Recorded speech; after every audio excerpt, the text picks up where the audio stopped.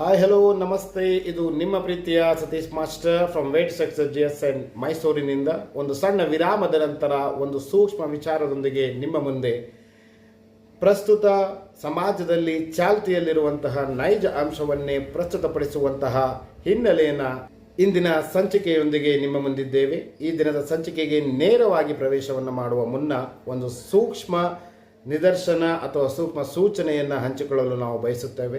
ಈ ಒಂದು ಸಂಚಿಕೆಯಲ್ಲಿ ನಾವು ಯಾವುದೇ ಒಂದು ವರ್ಗವನ್ನು ಹೀಯಾಳಿಸುವಂತಹ ಅಥವಾ ಯಾವುದೋ ಒಂದು ಪ್ರಸ್ತುತ ವರ್ಗವನ್ನು ಬೆಂಬಲಿಸುವಂತಹ ಕೆಲಸವನ್ನು ಖಂಡಿತವಾಗಿಯೂ ಮಾಡ್ತಾ ಇಲ್ಲ.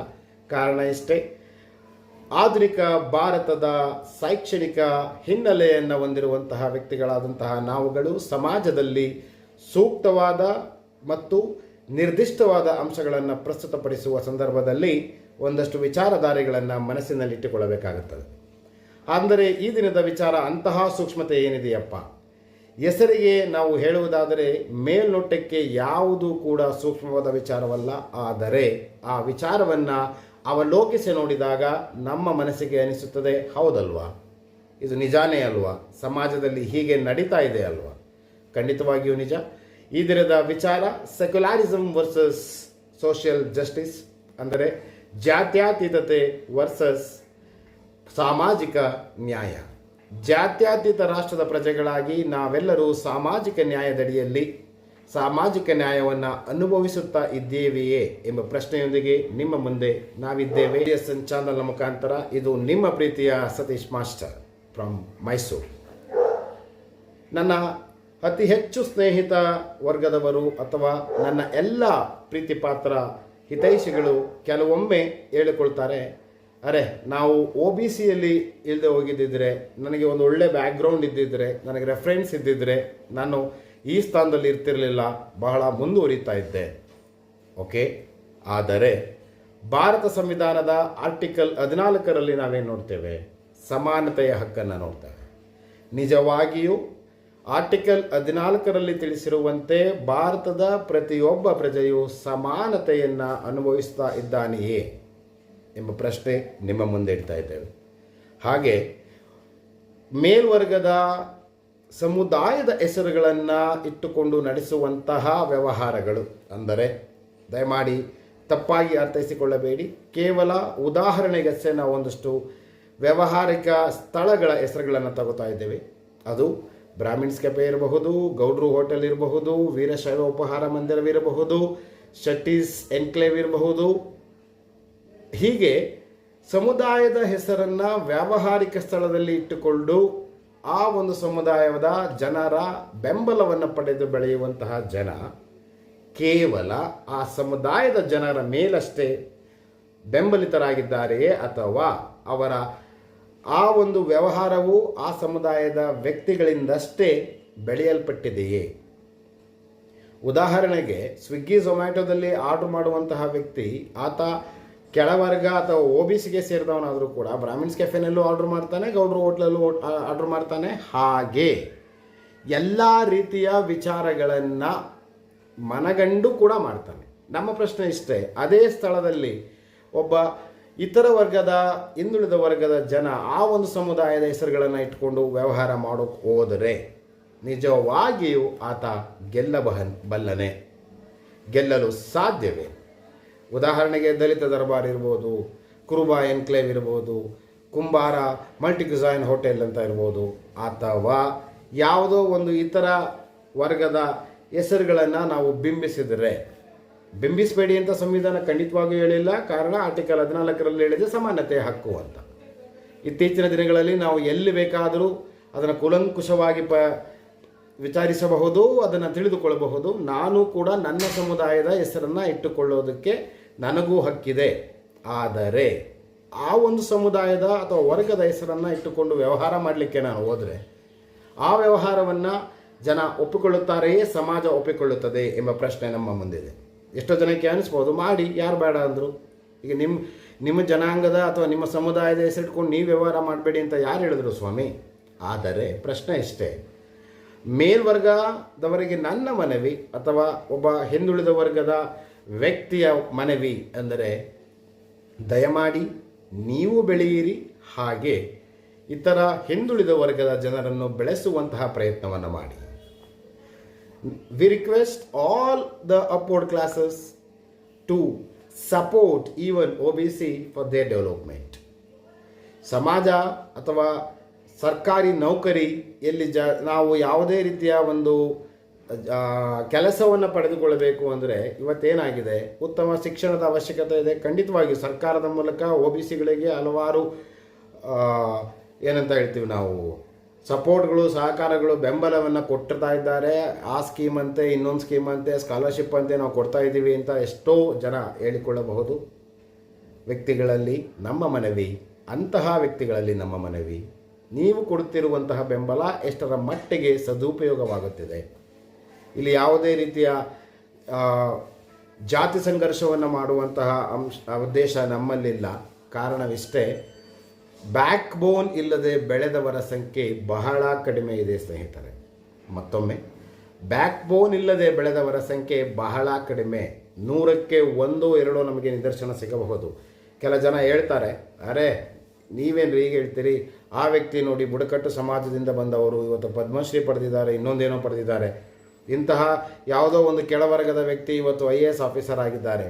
ನಮ್ಮ ಪ್ರಶ್ನೆ ಇಷ್ಟೇ, ಚಾನಲ್ನ ಮುಖಾಂತರ ಹಾಗೂ ನೊಂದ ಮನಸ್ಸುಗಳ ಮುಖಾಂತರ ಅಂತಹ ನಿದರ್ಶನಗಳನ್ನು ನೀವು ಎಷ್ಟು ಕೊಡಬಲ್ಲಿರಿ?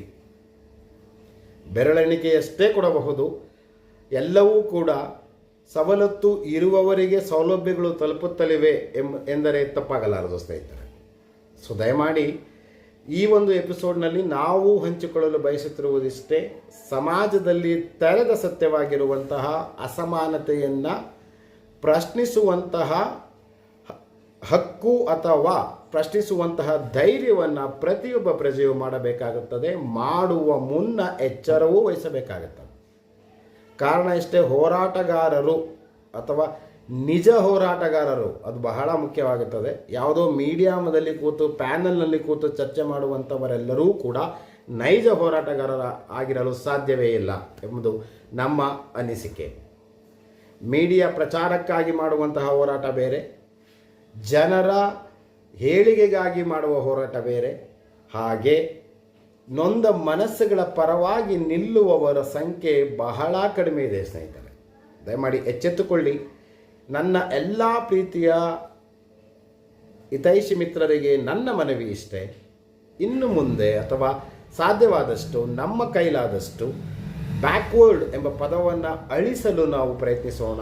ಎಲ್ಲರೂ ಕೂಡ ಅಪ್ವರ್ಡ್ ಅಥವಾ ಫಾರ್ವರ್ಡ್ ಕಮ್ಯುನಿಟಿ ಆಗೋದಕ್ಕೆ ಏನು ಬೇಕು ಅದನ್ನು ಗಳಿಸುವಂತಹ, ಅದನ್ನು ಮಾಡುವಂತಹ ಪ್ರಯತ್ನವನ್ನು ನಾವು ಮಾಡಬೇಕಾಗುತ್ತದೆ ಎಂಬ ಸ್ಪಷ್ಟ ಸಂದೇಶದೊಂದಿಗೆ we request all our well-wishers and all our friends and all our subscribers, kindly let us work together to erase the word backward itself. ಆ ಪದವನ್ನು ನಾವು ಮುಂದೆಂದೂ ಕೂಡ ನೋಡಬಾರದು, ಕಾಣುವುದು ಬೇಡ ಎಂಬುದು ನಮ್ಮ ಅನಿಸಿಕೆ.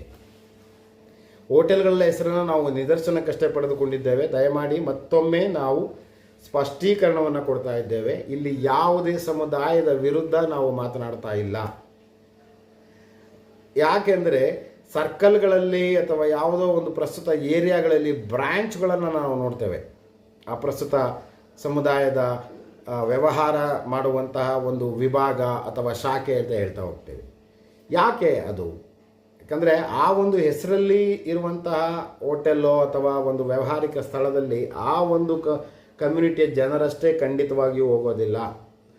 ದಲಿತ ದರ್ಬಾರ್ ಅಂತ ನಾನು ದೊಡ್ಡದಾಗಿ ಒಂದು ಹೋಟೆಲನ್ನು ಶುರು ಮಾಡಿದ್ರೆ ನಿಜವಾಗಿಯೂ ನನಗೆ ಎಷ್ಟರ ಮಟ್ಟಿಗೆ ಸಮಾಜದಿಂದ, ಸಾಮಾಜಿಕ ಕಳಕಳಿ ಉಳ್ಳಂತಹ ಸಾರ್ವಜನಿಕರಿಂದ ಬೆಂಬಲ ಸಿಗುತ್ತದೆ? ನಿಜವಾಗಿಯೂ ಸಿಗುತ್ತಾ? ಈ ಪ್ರಶ್ನೆಗೆ ದಯಮಾಡಿ ನೀವೇ ಉತ್ತರಿಸಿ, ಮನಸ್ಸಿನಲ್ಲಿ ಉತ್ತರವನ್ನು ಕಂಡುಕೊಳ್ಳಿ. ಪ್ರಸ್ತುತ ಯಾವುದೋ ಒಂದು ವರ್ಗಕ್ಕೆ ಸೀಮಿತವಾದಂತಹ ಸಂಚಿಕೆ ಇದಲ್ಲ.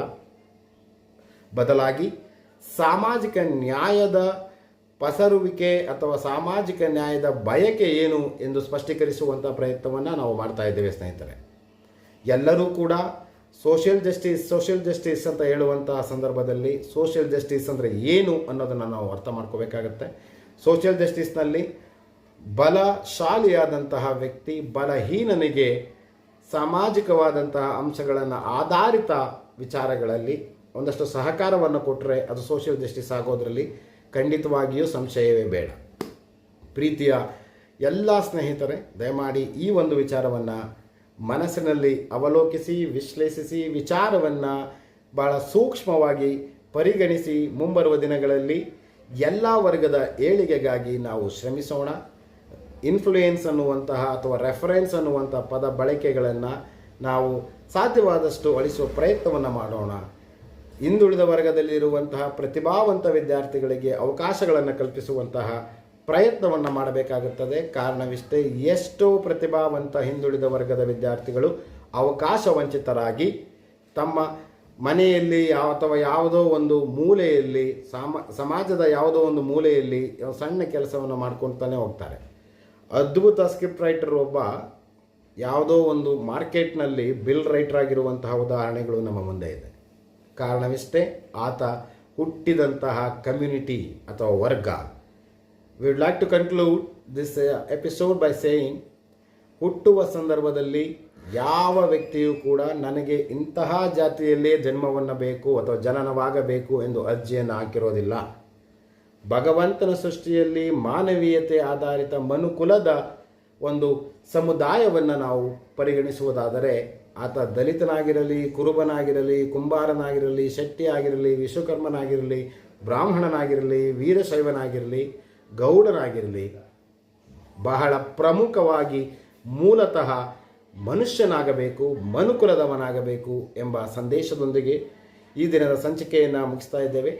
ಮುಂದಿನ ಸಂಚಿಕೆಯಲ್ಲಿ ಮುಂದುವರಿದ ಭಾಗವಾಗಿ ಒಂದಷ್ಟು ಪ್ರಾಯೋಗಿಕ ಉದಾಹರಣೆಗಳನ್ನು ನಿಮ್ಮ ಮುಂದೆ ಇಡುವ ಪ್ರಯತ್ನವನ್ನು, ಸ್ಪಷ್ಟ ಪ್ರಯತ್ನವನ್ನು ವೇಟ್ ಸಕ್ಸಸ್ ಚಾನಲ್ನ ಮುಖಾಂತರ ಮಾಡುವ ಹಂಬಲ ನಮ್ಮೊಂದಿಗಿದೆ. ದಯಮಾಡಿ ಚಾನಲನ್ನು ಸಬ್ಸ್ಕ್ರೈಬ್ ಮಾಡಿ, ಕಂಟೆಂಟ್ ನಿಮಗೆ ಇಷ್ಟವಾಗಿದ್ದರೆ and share the video for more. We are looking forward for your support as well. Thank you so much.